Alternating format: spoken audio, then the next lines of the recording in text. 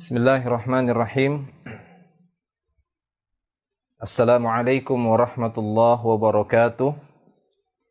Innal hamdalillahi nahmaduhu wa nasta'inuhu wa nastaghfiruh wa natubu ilaihi wa na'udzu billahi min syururi anfusina wa sayyiati a'malina. Man yahdihillahu fala mudhillalah wa man yudlil fala hadiyalah.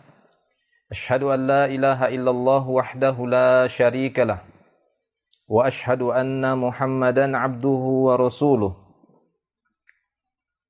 Salawatullahi wa salamuhu ala Rasulillah Nabiyina Muhammadin sallallahu alaihi wasallam wa ala alihi wa ashabihi wa man tabi'ahum bi ihsanin ila yaumiddin, amma ba'du. Ma'asyiral muslimin wal muslimat rahimani wa rahimakumullah wa azzakumullahu ajma'in. Alhamdulillah, pada kesempatan malam hari ini kita berjumpa dan bertemu kembali melalui media online ini.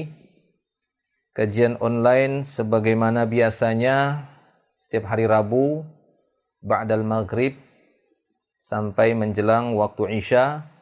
Kita akan membahas kembali materi yang berkaitan dengan fikih, dan pembahasan kita masih melanjutkan babul ghusli, ini pembahasan tentang mandi, di mana pembahasan kita telah sampai kepada pembahasan al-aghsalul mustahabbah, yaitu sebab-sebab disunnahkannya mandi. Sebab-sebab yang wajib sudah kita bahas, dan kita masih melanjutkan dari pembahasan sebelumnya, yaitu sebab-sebab disunnahkannya mandi. Para jemaah yang dimuliakan Allah Subhanahu wa taala, di dalam buku panduan ini yang menjadi pegangan kita dalam pembahasan fikih ini, dari kitab Al-Wajiz fi Fiqhis Sunnah, dan pembahasan kita pada kitab ini, di sini al-muallif menyebutkan ada 8 poin dari sebab-sebab disunnahkannya mandi. Dan 3 poin pertama sudah kita sampaikan di pertemuan yang terakhir. Kita akan sebutkan terlebih dahulu dari 3 poin tersebut, dan nanti akan kita lanjutkan yang tersisanya, ya, yang 4 lagi. Yang pertama yang telah kita bahas dari al-aghsalul mustahabbah, sebab-sebab disunnahkannya mandi. Yang pertama yaitu inda kulli jima', yaitu setiap kali seorang hendak mengulangi berhubungan intim dengan istrinya, maka disunnahkan untuk mandi. Seperti yang sudah kita bahas dan sudah kita jelaskan pada pertemuan yang terakhir. Sebab yang kedua, kata beliau di dalam pembahasan ini dalam kitab Al-Wajiz ini, yakni disunnahkan untuk mandi setiap kali sholat bagi seorang wanita yang tertimpa istihadhah. Walaupun di sini ada rinciannya seperti yang sudah kita jelaskan pada pertemuan sebelumnya. Silahkan untuk melihat kajian atau rekaman kajian sebelumnya, bagaimana rincian tentang seorang wanita istihadhah, kapan dia diwajibkan untuk mandi setiap kali mau sholat dan kapan disunnahkan. Walaupun beliau di sini secara umum menyebutkan bahwasanya wanita istihadhah disunnahkan untuk mandi setiap kali mengerjakan sholat 5 waktu, baik dengan menjamak ataupun dengan tidak menjamak setiap sholat tersebut. Taib. Kemudian sebab-sebab yang disunnahkan yang ketiga yaitu mandi setelah sadar dari pingsan. Ya, yaitu mandi setelah sadar dari pingsan.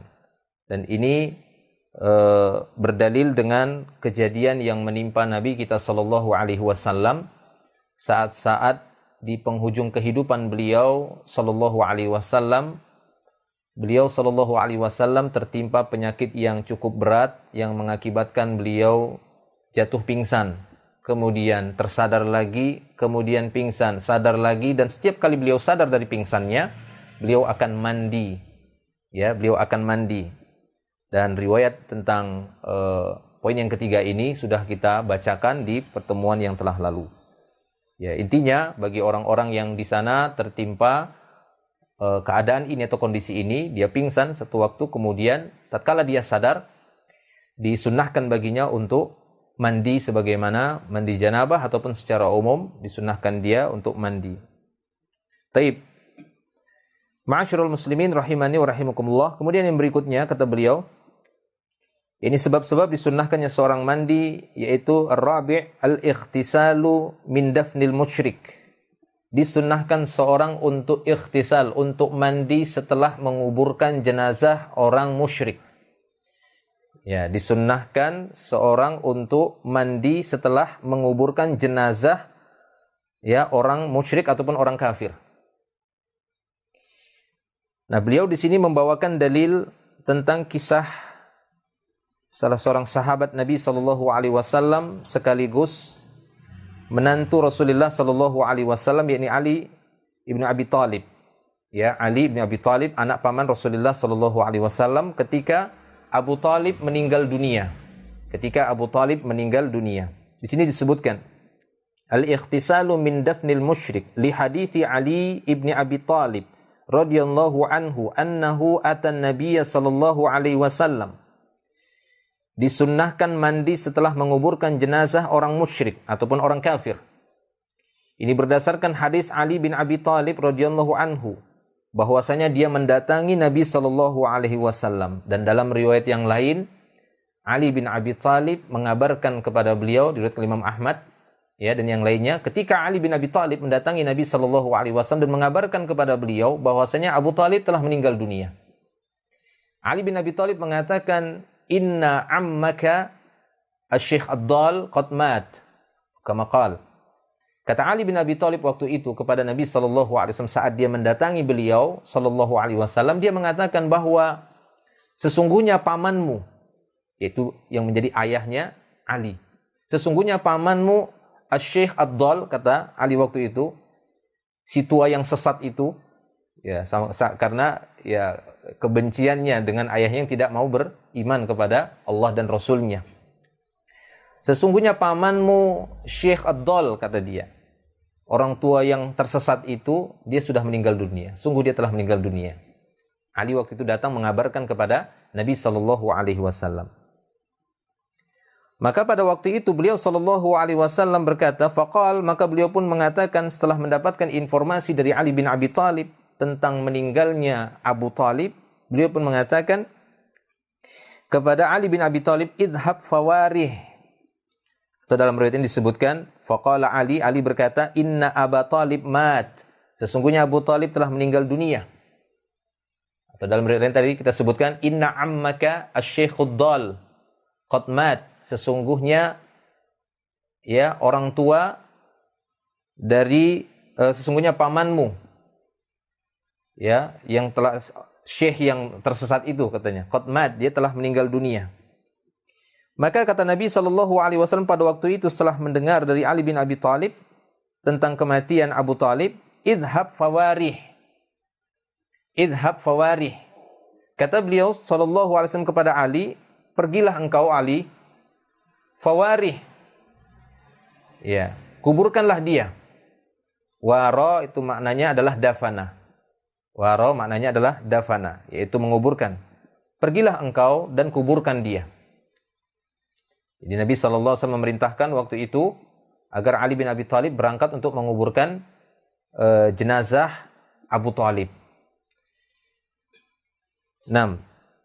Dan di sini tidak disebutkan riwayat yang lainnya. Di sini langsung disebut falamma waraituhu raja'tu ilaihi, maka tatkala aku sudah selesai menguburkan ya ayahku Abu Thalib, aku pun kembali kepada beliau. Raja'tu ilaihi, aku kembali kepada beliau. Faqala li, kemudian beliau berkata kepadaku, ikhtasil, mandilah engkau. Namun dalam riwayat yang di sana dikisahkan bahwa setelah Nabi SAW mengatakan kepada Ali, idhab fawarih, pergilah, kuburkanlah ayahmu, kuburkanlah Abu Thalib.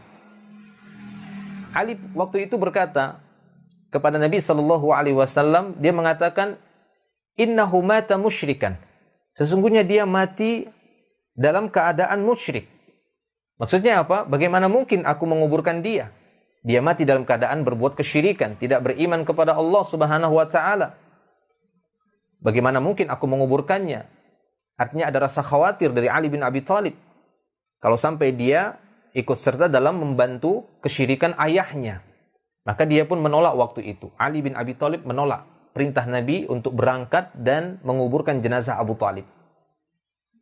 Maka Nabi SAW pada waktu itu mengulangi lagi. Idhab fawarih, kata beliau. Wala tuhadditsni syai'an hatta ya'tiyani.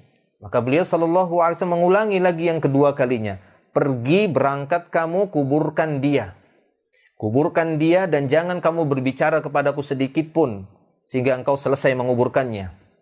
Maka pada waktu itu Ali pun mematuhi perintah Nabi SAW yang memerintahkan Ali untuk berangkat dan menguburkan jenazah ayahnya Abu Thalib.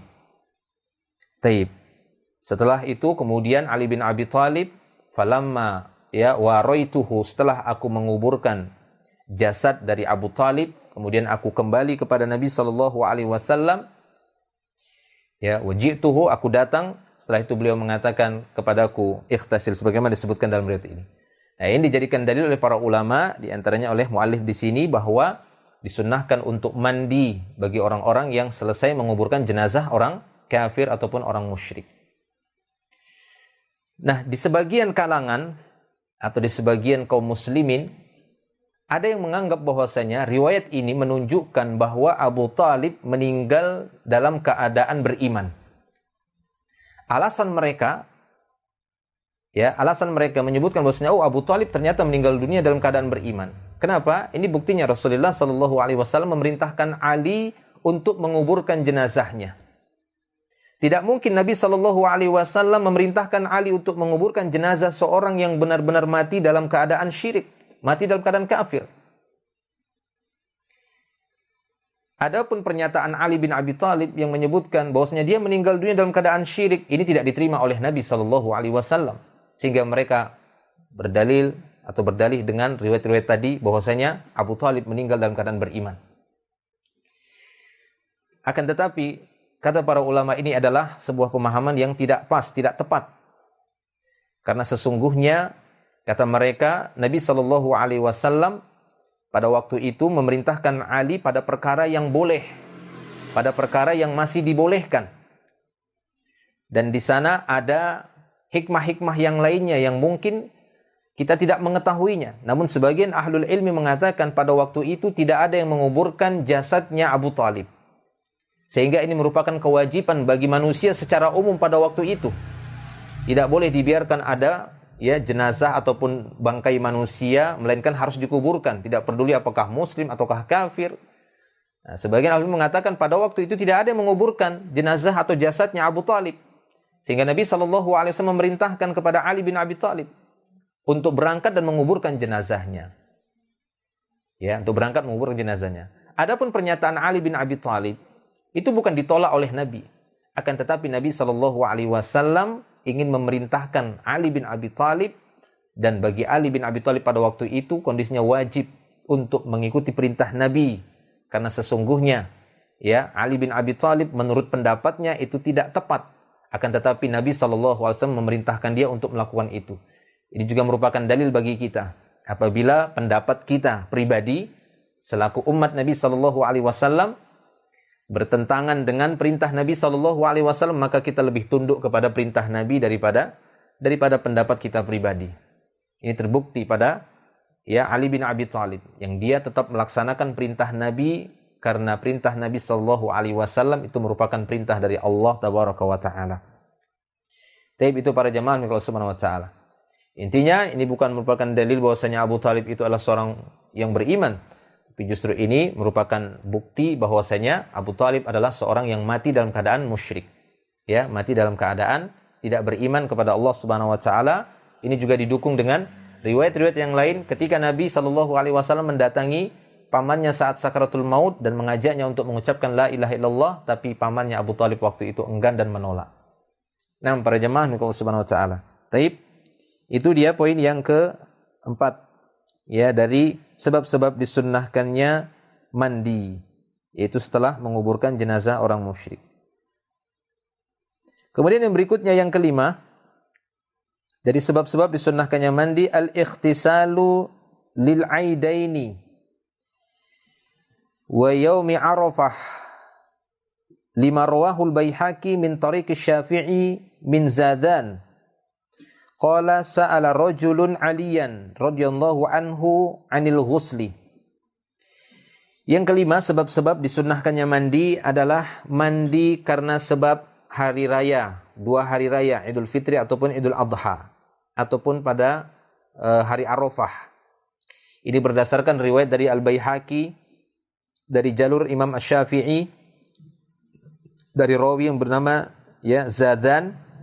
Dia berkata bahwa ada seorang laki-laki pernah bertanya kepada Ali radhiyallahu anhu tentang masalah al-ghuslu. Ada seorang laki-laki datang kepada Ali bertanya tentang masalah mandi. Bertanya tentang masalah mandi. Qala, maka Ali bin Abi Thalib waktu itu berkata, "Ikhtasil kulla yaum in syi'ta." Jika engkau mau ya mandilah setiap hari. Ali pun berkata, ditanya tentang mandi, bagaimana tentang mandi? Mandi. Ya silahkan aja kalau mandi aja tiap hari. Silahkan mandi tiap hari. Maka laki-laki tadi mengatakan, La, bukan itu yang aku maksud. Bukan mandi yang itu, bukan mandi biasa, bukan mandi harian seperti hari-hari biasa, bukan. Kata laki-laki tadi. Kemudian dia mengatakan, Al-ghuslu alladhi huwal ghuslu. Yang saya maksud mandi di sini adalah mandi yang memang sangat ditekankan. Mandi yang sangat ditekankan. Nah, qala, maka Ali bin Abi Thalib waktu itu berkata, Yaumal Jum'ah. Faham Ali waktu itu, yang dia maksud mandi-mandi yang disunnahkan. Sebab-sebab mandi yang dianjurkan. Maka Ali mengatakan, Yaumal Jum'ah. Mandi pada hari Jumat, kata Ali. Yaumal Jum'ah wa yauma Arafah. Mandi pada hari Jumat, mandi pada saat di Arafah. Di hari Arafah, di 9 Zulhijjah. Wa yauman nahar, yaitu hari menyembelih, maksudnya hari raya Idul Adha. Di hari raya Idul Adha di 10 Zulhijjah. Wa yaumal fitr, yaitu di hari Idul Fitri, jadi 1 Syawal. Nah, ini merupakan hari-hari disunnahkan bagi kaum muslimin wal muslimat untuk melaksanakan mandi. Ini di antara sebab-sebab disunnahkannya mandi. Taib, ini poin yang kelima. Kemudian yang berikutnya yang keenam, dari sebab-sebab disunnahkannya mandi adalah al-ghuslu min ghuslil mayyit. Disunnahkan mandi setelah memandikan mayit, memandikan jenazah. Kalau tadi lebih khusus kepada jenazah musyrik ataupun kafir, ini lebih umum kepada jenazah kaum muslimin secara umum. Ini berdasarkan sabda Nabi sallallahu alaihi wasallam dalam sebuah riwayat hadis sahih diriwayatkan oleh Imam Ibnu Majah. Beliau sallallahu alaihi wasallam bersabda, "Man ghassala mayyitan falyaghtasil." Barang siapa yang telah selesai memandikan mayit, maka hendaknya dia mandi. Nah, ini disunnahkan, bukan wajib. Ada sebagian kalangan menganggap hal ini adalah wajib. Tidak pas, tidak tepat. Setelah seorang memandikan jenazah atau ikut memandikan jenazah, maka tidak wajib dia untuk mandi. Karena jenazah orang Islam, jenazah kaum muslimin tidaklah najis. Jenazahnya kaum muslimin tidak najis. Sehingga tidak wajib dia untuk mandi bersih, seperti itu disunnahkan. Taib. Apabila seorang selesai memandikan jenazah dan dia tidak mandi, maka tidak ada masalah, tidak ada dosa baginya. Namun afdal baginya untuk mandi setelah memandikan jenazah kaum muslimin. Ini poin yang keenam di antara sebab-sebab disunnahkannya seorang mandi ketika dia selesai memandikan jenazah kaum muslimin. 6. Yang ketujuh, sebab-sebab disunnahkannya mandi, kata beliau dalam kitab Al-Wajiz ini, al-ghuslu lil ihram bil umrah awil hajj. Mandi karena sebab ingin ihram. Mandi karena ingin ihram, baik itu ihram untuk umrah atau ihram untuk haji. Baik dia ihram saat ihram ingin umrah atau ihram ingin haji. Nah, maka disunnahkan baginya untuk mandi terlebih dahulu sebelum dia melakukan ihram. Sebelum dia melakukan talbiyah, mengucapkan talbiyah sebelum dia ihram. Ini bisa dilakukan saat seorang berada di miqat, karena biasanya saat ini di miqat itu ada disediakan toilet-toilet gitu ya, kamar mandi itu tempat mandi untuk melaksanakan sunnah ini. Namun bagi orang yang kesulitan, boleh sebelum itu dia mandi dengan niat melaksanakan sunnah ini. Seperti sebagian dari saudara-saudara kita ataupun kita yang berada di Indonesia khususnya, yang mungkin penerbangannya dari Jakarta langsung ke Jeddah, maka kemudian dilanjutkan langsung ihram, pastinya dia akan mendapatkan miqat di pesawat. Itu saat posisi pesawat berada di atas miqat Yalamlam Yaman. Ya, maka tidak mengapa dia mandi di bandara di Jakarta misalnya pada hari itu, pada sebelum berangkat naik pesawat dia mandi, boleh, silahkan. Tapi yang lebih utamanya saat dia berada di miqat, ya, saat dia berada di miqat tersebut, atau ketika seorang berada di hotel, ya, dia sudah mandi sebelum dia berangkat ke miqat tadi untuk mengambil niat ihramnya. Taib. Ini berdasarkan riwayat, kata beliau, al-ghuslul ihrami bil umrati awil hajj li hadithi Zaid ibn Thabit. Ini berdasarkan hadis dari Zaid bin Thabit. Annahu ra'a an-nabiy sallallahu alaihi wasallam tajarrada li ihlalih wa ikhtasala. Kata Zaid bin Thabit bahwasanya dia melihat Nabi sallallahu alaihi wasallam melepaskan pakaian biasanya. Ya, tajarrada, ya, ini beliau menanggalkan pakaian, lihat beliau mulai melepaskan pakaian biasanya. Li ihlalih, yakni untuk melakukan ihram tadi. Waqtasala, kemudian beliau mandi. Jadi sebelum beliau ihram, beliau mandi terlebih dahulu, dan hal ini adalah perkara yang sunnah, tidaklah wajib bagi seorang untuk mandi saat melaksanakan ihram, baik itu ihram umrah ataupun ihram untuk melaksanakan haji. Wallahu a'lam bishawab. Baik. Kemudian yang terakhir dari sebab-sebab disunnahkannya mandi, yang kedelapan, al-ghuslu lidukhuli Makkah, mandi saat memasuki kota Makkah. Jadi apabila seorang melakukan perjalanan ataupun safar, ya, ke kota Mekah, ataupun bagi orang-orang yang tinggal di sekeliling ataupun di daerah wilayah dekat kota Mekah, saat mereka hendak memasuki kota Mekah, disunnahkan bagi mereka untuk mandi bagi yang mampu.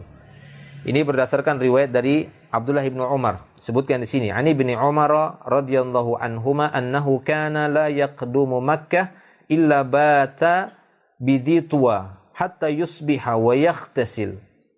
Bahwasanya Abdullah ibnu Umar radhiyallahu anhuma, apabila dia mendatangi kota Makkah, tidaklah dia mendatangi kota Makkah melainkan dia datang di waktu malam hari. Kemudian dia bermalam di sebuah tempat namanya Zutwa. Ya, bermalam di sana sampai di waktu subuh, di waktu pagi hari, yaghtasil. Di waktu pagi hari kemudian dia mandi, summa yadkhulu Makkah naharon, kemudian dia masuk kota Makkah di waktu siang hari.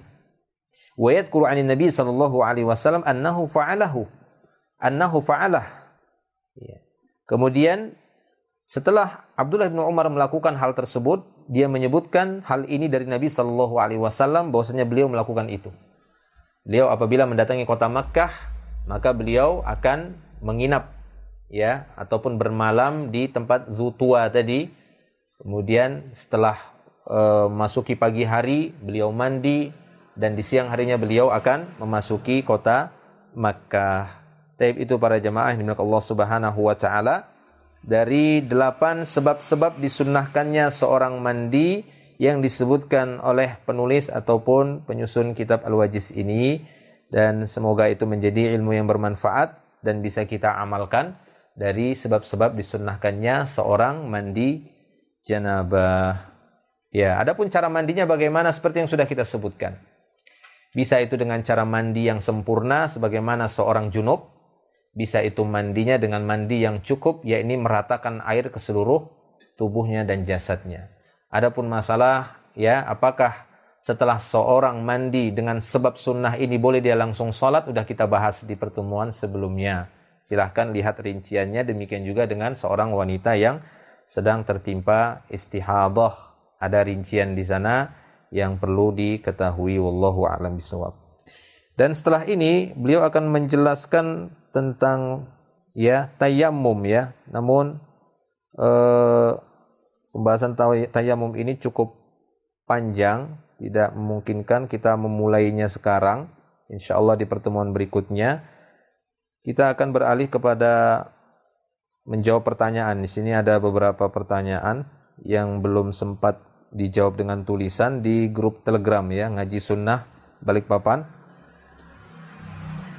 Jadi kita akan coba memberikan jawaban dari pertanyaan-pertanyaan ini. Insyaallah masih ada waktu yang tersisa.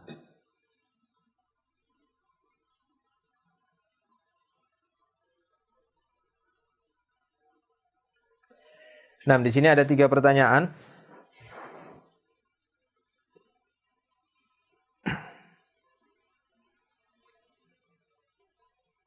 Sini ada yang bertanya, Assalamualaikum warahmatullahi wabarakatuh. Waalaikumsalam warahmatullahi wabarakatuh. Ustadz, mohon penjelasannya mengenai hadis berikut. La yubqayanna fi raqabati ba'irin qiladatun min watarin wala qiladatun illa quti'at. Jangan sampai dibiarkan di leher onta kalung yang terbuat dari watar ataupun kalung apapun kecuali hendaknya dipotong. Hadis ini diriwayatkan Bukhari dan Muslim. Nah, apakah hewan peliharaan semisal kucing, kambing tidak boleh juga dipakaikan kalung? Syukran jazakallahu khairan. Taib. Nah, yang pertama yang perlu kita jelaskan pada hadis ini ya, bahwa kata para ulama penyebutan kalimat qiladah di sini kalung, apakah khusus kalung dari watar? Sini sebutkan qiladatun min watar. Watarun itu dengan di fathatain ya, dengan di fathah dua-duanya. Watarun beda sama witrun. Witr itu ganjil ya. Kalau watarun itu adalah jamaknya autar, adalah tali. Tali yang biasa dipakai untuk di busur panah, itu namanya watar. Ya. Jadi watar itu adalah tali yang biasa dipakai di busur panah. Namanya watar. Kalau busurnya itu qaus namanya. Anak panahnya namanya saham. Nah, itu ya. Nah, watar itu adalah tali busur panah. Itu watar. Dan orang-orang Arab jahiliyah terdahulu, mereka biasa mengambil tali panah, kemudian mereka ikatkan di leher hewan, khususnya ibil, khususnya ba'ir atau ibil, onta. Apa tujuannya? Lidaf'il ain. Untuk menangkal penyakit ain. Penyakit ain adalah penyakit pandangan mata. Yang apabila seorang memiliki penyakit ini, jika dia melihat onta misalnya, onta itu bisa jatuh. Onta itu bisa sakit.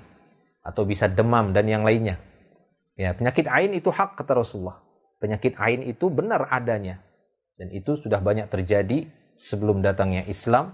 Setelah Islam datang, bahkan beliau mengajarkan bagaimana cara meruqyah atau mengobati orang-orang yang terkena penyakit ain. Dan bahkan telah dikisahkan ada sahabat yang terkena penyakit ain sahabat yang lainnya. Karena dia memuji. Ya, bisa juga dengan sebab pujian yang berlebihan, dia terkena ain. Tapi umumnya ain itu karena adanya kedengkian. Sehingga ya dari kedengkian tersebut, saat dia memandang orang lain, orang tersebut yang dipandang itu bisa sakit, demam, atau bisa jatuh. Nah, itu yang terjadi di masa jahiliyah.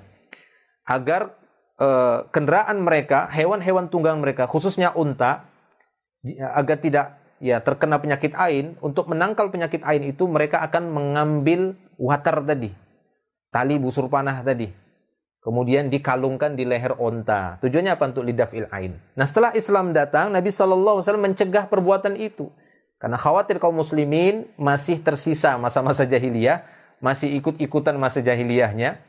Ya, maka pada waktu itu beliau SAW melarang itu karena itu bagian dari celah-celah kesyirikan. Kenapa? Karena itu mengambil sebab yang syariat tidak menerimanya itu sebagai sebab. Ya, jadi itu syirik kecil. Kata para ulama, apabila kita mengambil sebuah sebab yang syariat tidak mendukung sebab itu, maka ini merupakan syirik kecil. Seperti sebagian orang yang mengambil, ya ini mirip ya, seperti sebagian orang saat ini mungkin pada anak-anak bayi misalnya, ditaruh bawang, dijidat, dioles, ya, atau diambil tali apa gitu, diikatkan di tangan. Nah, ini adalah sebab-sebab yang tidak didukung oleh syariat. Jika ini diyakini bisa menolak bala, bisa menolak bahaya, maka inilah dia syirik kecil. Ini yang dicegah oleh Nabi. Karena tali busur itu secara syariat tidak bisa menangkal, ya, tidak bisa menangkal itu, bukan menjadi sebab terhalanginya sebuah mudorot, sebuah doror, sebuah bahaya. Bagaimana cara menangkalnya? Ya itu tadi dengan doa. Makanya Nabi SAW mengalihkan kepada yang disyariatkan. Ya, sebab-sebab yang disyariatkan untuk menangkal bahaya. Adapun tali busur enggak. Makanya beliau SAW memerintahkan jangan dibiarkan watar, dikalungkan di ba'ir. Nah, ini masalah watar. Nah, sebagian para ulama mengatakan, apakah ini khusus, ya, kalung yang diletakkan di hewan tersebut, apakah memang khusus dari watar, dari tali busur panah saja, atau segala macam tidak boleh dikalungkan dengan tujuan untuk menangkal bahaya tadi, supaya kendaraannya itu enggak bahaya. Kalau mobil gimana ngalungkan? Ya. Karena pada waktu itu hewan-hewan dijadikan sebagai hewan tunggangan, ya, kendaraan. Maka yang jelasnya di sini kata para ulama bahwa apabila apapun itu bahannya, tidak harus watar, tidak harus tali busur, apapun itu bahannya, yang tujuan mengalungkan itu adalah untuk menolak bala, ya, untuk menolak bala, maka masuk kepada larangan ini. Itu perkara yang syirik. Jadi tidak boleh. Oleh karena itu jika ditanya bagaimana kalau mengalungkan ke hewan peliharaan seperti kucing, kambing, boleh dipakaikan kalung ataukah tidak? Nah, makanya dilihat.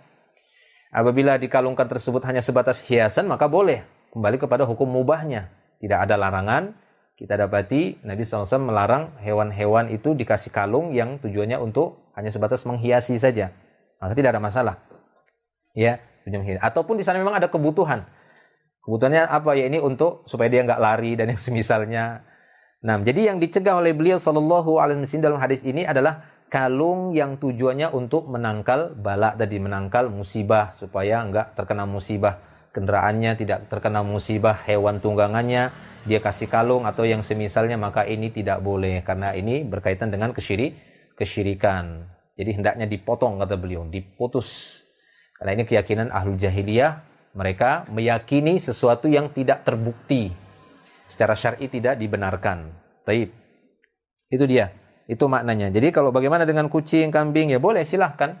Selama memang bukan tujuan diberikan kalung itu untuk menangkal bala dan semisalnya. Tapi untuk hiasan saja, maka insyaallah ini dibolehkan. Wallahu a'lamu bishawab.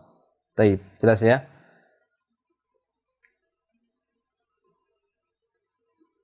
Pertanyaan berikutnya, bismillah Ustadz, ana ingin bertanya, bagaimana hukumnya mempelajari ilmu psikologi? Syukron Ustadz. Iya, pada asalnya segala bentuk ilmu, ya, segala bentuk ilmu yang jelas-jelas manfaatnya itu didukung oleh syariat. Yang jelas manfaatnya itu didukung oleh syariat.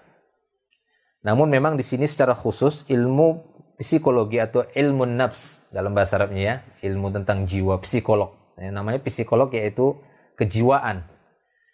Ya, sebagian besarnya itu berasal dari falasifah atau filsafat dari para pakar ataupun ahli-ahli filsafat. Ya, ahli filsafat ini tidak lebih daripada ahlu kalam, ya, dari ahli kalam.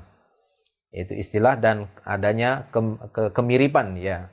Manhaj ahlul kalam, ya, filsafat. Nah, psikolog ini ada sebagian dari teori-teori yang diberlakukan ataupun yang dipelajari dari ilmu psikolog itu dari filsafat. Kita ketahui bersama bahwasanya filsafat itu banyak teori-teori yang muncul dari ahli filsafat, falasifah, yang sangat bertentangan dengan akidah Islamiyah, dari dasar-dasar keimanan di dalam Islam. Intinya di dalam filsafat itu mereka hanya meyakini sesuatu yang bisa ditangkap oleh akal. Jadi mereka hanya melihat secara zahir, lahiriah, sebab akibat. Namun mereka tidak memperdulikan al-musabbib. yang menciptakan sebab dan yang menciptakan akibat. Itu tidak mereka terima. Nah, ini kan tidak artinya tidak masuk di dalam Islam. Justru ini ditolak. Ini merupakan perusakan keimanan, ya. Ini merupakan hal yang bisa merusak iman. Karena selaku orang-orang yang beriman meyakini segala sesuatu itu adalah takdir dari Allah Subhanahu wa taala. Allah yang mentakdirkan sebab, dia pula yang mentakdirkan akibat. Itu keyakinan orang-orang yang beriman. Nah, pada filsafat tidak meyakini itu. Dari satu sisi ini saja ini sudah termasuk ya perkara yang bisa merusak keimanan. Dan itu berkembang. Hal seperti itu dikembangkan oleh mereka dari para filsafat, ya, falasifah atau ahli filsafat. Nah, sebagian dari teori-teori psikolog ini terkadang ada yang diambil dari sana. Oleh karena itu, ahlul ilmi menganjurkan orang-orang yang mempelajari psikolog ini hendaknya orang-orang yang memang sudah mendalam agamanya. Supaya apa? Supaya ya ilmu-ilmu yang bermanfaat di dalam ilmu psikolog itu bisa tersaring, bisa diurai, dipisah antara teori-teori yang mungkin itu bisa membahayakan keimanan, bisa membahayakan akhlak, bisa membahayakan agama seseorang, itu bisa dikikis. Nah, diambil yang memang teori-teori yang bermanfaat saja. Ya, apa di antaranya? Ya seperti di antara keilmuan yang ada dalam psikolog itu seperti membaca gerak tubuh seseorang, membaca mimik wajah seseorang untuk mengetahui orang ini bicaranya dusta ataukah jujur. Nah, itu kan memang kadang ada ilmunya. Jadi dilihat dari anatomi tubuh, dilihat dari gaya bicaranya, kan gitu ya, dari responnya dan semisalnya, itu bisa diukur orang ini sedang jujur ataukah sedang ini, ya ada memang ke arah sana. Nah, kalau ilmu-ilmu seperti ini tujuannya adalah untuk ya kebaikan, ya untuk apa gitu ya, untuk mengetahui apakah seorang ini benar-benar sesuai dengan ucapannya ataukah ada unsur kedustaan di sana, makanya tidak kita tolak yang seperti ini. Ya, atau sebagian dari ilmu psikolog ini yang dengan pengembangannya itu bisa melihat unsur-unsur akhlak pada anak itu nanti dilihat dari apa? Dari unsur genetiknya, dari genetiknya. Oh, ini begini karena ayahmu begini, nanti anaknya itu kemungkinan tabiatnya itu dia lebih suka ke ini, lebih suka ke sini. Kenapa? Karena dilihat dari keluarganya. Nah, seperti itu. Nah, kalau hal yang seperti ini tujuannya untuk ya kebaikan dan tidak ada pelanggaran di sana, maka ya silahkan, ini boleh. Oleh karena itu tadi kita sebutkan apabila orang yang mempelajari psikolog ini adalah orang-orang yang mendalam agamanya, ini lebih ahsan, ini lebih baik. Ini lebih bagus dibandingkan orang yang sama sekali tidak bisa menyaring di dalamnya. Nah, ini bisa berbahaya. Dia tidak mengetahui mana yang bisa diterima dari ilmu psikolog itu dan mana yang tidak. Tapi kalau dia mengetahui dasar-dasar Islam sangat kuat, dia sudah memiliki bekal yang kuat dalam ilmu usul fikihnya, ya, dasar-dasar dalam Islam itu sudah dia kuasai, maka ini insya Allah bisa membantu dia dalam menyampaikan agama Islam karena di dalamnya dia bisa melihat mana yang manfaat. Ya, bahkan di masa Nabi SAW sendiri masih dibiarkan oleh Nabi SAW dan dibenarkan oleh beliau tentang ilmu qafah. Ilmu qafah ya. Ilmu qafah itu ini sudah ada dari masa jahiliyah. Ilmu qafah itu ilmu ya keunggulan seseorang, kemampuan seseorang bisa melihat orang ini punya hubungan nasab atau tidak, ada hubungan darah atau tidak. Itu ya dimiliki oleh orang-orang di masa Nabi dan sebelum itu sudah ada. Ya, seperti yang diceritakan oleh Aisyah radhiyallahu anha. Aisyah radhiyallahu anha ketika menceritakan bentuk-bentuk pernikahan di masa jahiliyah, salah satunya seperti itu. Kan disebutkan dalam riwayat Bukhari dan yang lainnya ketika Aisyah radhiyallahu anha menceritakan bagaimana bentuk-bentuk pernikahan di masa jahiliyah. Ya. Kata Aisyah radhiyallahu anha yang pertama yaitu seperti yang dibenarkan dalam Islam. Ini seorang melamar, memberikan mahar, ya. Kemudian dinikahkan, ada walinya di sana. Mirip seperti Islam dan itu yang dibenarkan oleh Nabi. Ini pernikahan di masa jahiliyah ada yang seperti itu. Yang pertama. Jenis pernikahan yang kedua di masa jahiliyah yaitu seorang suami memerintahkan istrinya untuk berhubungan dengan laki-laki yang dia inginkan dengan tujuan untuk mendapatkan keturunan yang dia inginkan. Mungkin dia lihat di sana ada laki-laki yang mungkin perawakannya begini. Dia pengen dapat anak yang dia suruh istrinya untuk berhubungan dengan laki-laki tadi. Setelah positif hamil, nanti anaknya itu untuk dia. Karena ini istriku. Seperti itu. Ini pernikahan jahiliyah yang dijelaskan oleh Aisyah radhiyallahu anha. Yang ketiga, yakni seorang wanita mengumpulkan rohtun. Rohtun itu antara 3 sampai 10 orang laki-laki, kemudian dia berhubungan semua sama 3 atau sampai 10 orang laki-laki tadi. Ya. Setelah positif dia dinyatakan hamil, kemudian nanti dia panggil lagi 10 laki-laki tadi. Nanti salah satu dari 10 laki-laki tadi, atau 7 atau 8, dia pilih satu sebagai bapak anak yang dia lahirkan. Dan laki-laki tadi nggak boleh menolak, dia harus jadi bapaknya. Nah, ini pernikahan jahiliyah. Yang keempat, kata Aisyah radhiyallahu anha, yakni lebih dari 10, lebih dari rohtun, dipanggilnya laki-laki yang banyak, kemudian dia berhubungan dengan laki-laki yang banyak tadi. Setelah positif hamil dan lahir, kemudian setelah lahir anak bayi tadi, dia panggil qaif. Nah, ini dia ya. Qaif ini adalah ahli genetik di masa jahiliyah. Ada. Nanti dia lihat dari garis-garis ininya, bentuk jarinya, kakinya, atau apanya gitu ya, dari bentuk wajahnya, dia katakan ini senasab, ini dia. Ini bapaknya, ini anaknya. Ini bapaknya, gitu. Nah, ini pernikahan di masa jahiliyah. Nah, di masa Nabi SAW ada kisah yang sangat unik sekali dan sampai membuat beliau itu tersenyum dan tertawa. Ketika 2 orang sahabat, bapak anak, siapa itu? Zaid bin Harithah, ya, Zaid bin Harithah dengan Usamah bin Zaid. Ini kan bapak anak ini, Zaid bin Harithah dan Usamah bin Zaid. Ketika keduanya itu sedang tidur berdekat, ya. Jadi ketika Nabi SAW mendapatkan qaif ini tadi, melihat kaki Zaid bin Harithah dan Usamah bin Zaid, dia mengatakan, inna hadhil aqdam ba'duha min ba'd. Sesungguhnya kaki-kaki ini masih satu genetik. Maka tersenyum Nabi SAW dan membenarkan hal itu. Nah, ini menunjukkan bahwasanya ilmu ya, untuk ilmu identifikasi, ilmu genetik yang ada pada waktu itu, ini dibolehkan oleh Nabi SAW, tidak diingkari oleh beliau. Nah, artinya kembali kepada masalah psikolog tadi ya, kepada ilmu psikolog tadi. Jika memang pada teori-teori psikolog tersebut itu tidak bertentangan dengan Islam, maka silahkan. Namun hendaknya orang yang mempelajari psikologis ini juga adalah orang-orang yang benar-benar yang memiliki ilmu keagamaan yang kuat, supaya dia bisa memilah-milah, menyaring, agar tidak diambil semuanya karena di dalamnya ada terdapat ya teori-teori dari ahli kalam ataupun filsafat. Wallahu a'lam bishawab.